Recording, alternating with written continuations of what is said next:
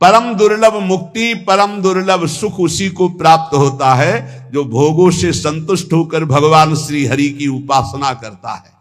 जैसे गोस्वामी तुलसीदास जी कह रहे हैं, जथा लाभ संतोष सदा काहू सो कछु न चाहोंगो। इससे बहुत जल्दी हरि प्रसन्न होते हैं और नाम जप कर रहा, हरि की आराधना कर रहा है। वो पर ब्रह्म परम धाम योशो ब्रह्म तथा परम, जो पर ब्रह्म है, परम धाम है, परम स्वरूप है, उन श्री हरि की आराधना वही पुरुष कर सकता है जो संतोषी है, और वही मोक्ष पद को प्राप्त होता है।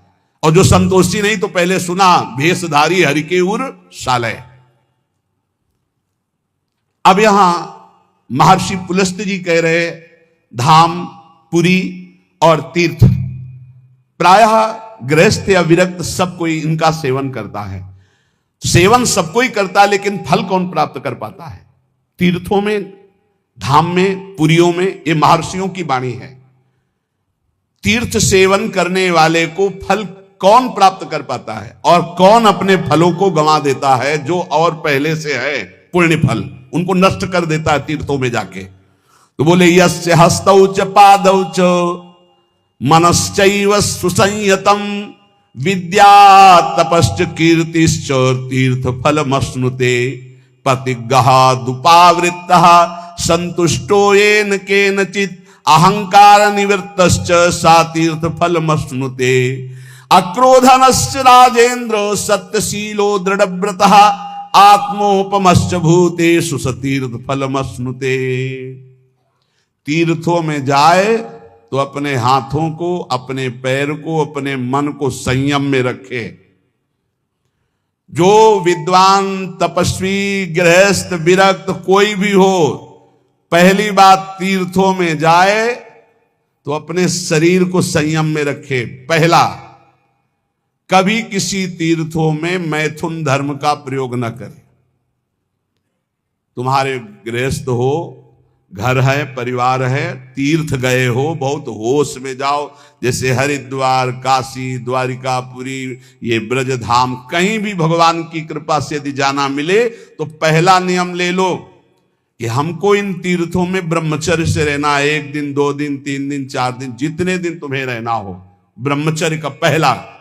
दूसरा, कोई ऐसा कार्य तुम्हारे हाथ से न बन जाए। हाथ पैर अहंकार संभाल के तीर्थ में।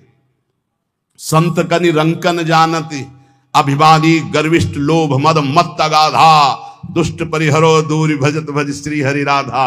धामों में, तीर्थों में ऐसे भगवान के लाडले घूमते हैं जिनको तुम समझोगे पागल हैं, जिनको समझोगे भिखमंगे हैं, जिनको समझोगे ये भूल कभी न करे तीर्थों में जाके किसी भिखारी, किसी पागल, किसी को कमजोर समझकर कि आप मार दें, पीट दें। पहली बात, किसी भी तीर्थ में जाकर मैथुन धर्म का प्रयोग न करें। गृहस्थ किसी भी तीर्थ में जाकर किसी को गरीब या भिक्षुक या भिखारी को समझ करके कि अरे ये तो ऐसे ही, कहीं आप उनकी अवहेलना न कर दें, उनके ऊपर हाथ ना उठा देने, सारे सुकृत चले जाएंगे। और कह रहे, जो तीर्थ सेवन का फल प्राप्त करता, तीर्थों में जो बटता हो उसे नहीं पाना चाहिए। प्रतिग्रह शून्य। अगर जैसे हलवा पूड़ी परिक्रमा में बट रहा है या कहीं बट रहा है, बोले ये प्रभु का प्रसाद है, आप ले लीजिए, प्रणाम करो, चल। आपको ये नहीं कि दबा के हलवा पाए, परिक्रमा किए हो, आप आए हो गृहस्थी में, बिल्कुल आपको किनका नहीं लेना। किनका लेना है? राधा रमण जी के मंदिर में, राधा वल्लभ जी के मंदिर में, बिहारी जी के मंदिर में, वहां बट रहा है तो आप किनका ले लीजिए।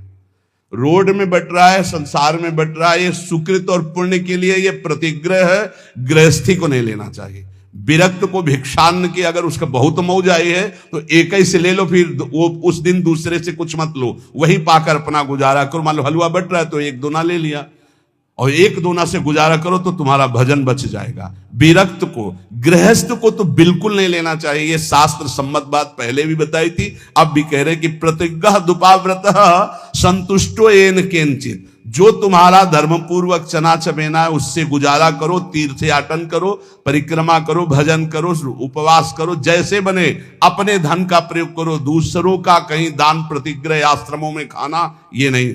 अगर आश्रम में प्रसाद पाया, आपको लगता है मैं अगर ये प्रसाद पाता तो 100 रुपया लगते, तो वहां 110 रुपया वापस दो, क्योंकि बनाया भी है उन्होंने और पवाया भी है, तो इसलिए उनको 10 रुपया और ज्यादा दो। गृहस्थी में कभी किसी का प्रतिज्ञा तीर्थों में ना ले तो उसको तीर्थ का फल प्राप्त होता है।